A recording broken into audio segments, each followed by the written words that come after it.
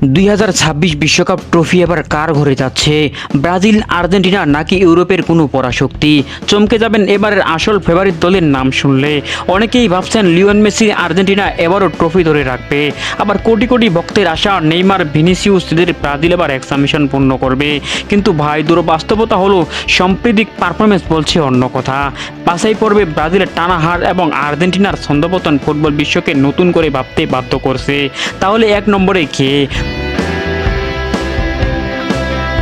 Football পণ্ডিত আর super কম্পিউটারের prediction মিলিয়ে সবার আগে নাম আসছে স্পেনের। হ্যাঁ, বর্তমান ইউরো চ্যাম্পিয়ন স্পেন দল এখন অপ্রতিরোধ্য। লামিন ইয়ামাল, রদ্রি আর পেদ্রিদের মতো তরুণ তুর্কিদের নিয়ে গড়া এই স্প্যানিশ আর্মাডা যেভাবে মাঠে মাতাচ্ছে, তাতে বাকি দলগুলোর স্রেফ খড়কুটোর মতো উড়ে যেতে পারে। স্পেনকে টেক্কা দিতে ওত পেতে আছে কিলিয়ান এমবাপ্পের ফ্রান্স।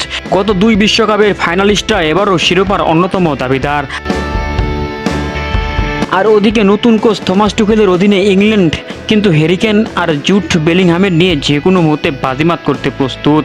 আর্জেন্টিনার অভিজ্ঞতা, ব্রাজিলের সাম্বাদুতু নাকি স্পেনের টিকিটাকা, কার জয় হবে এবার?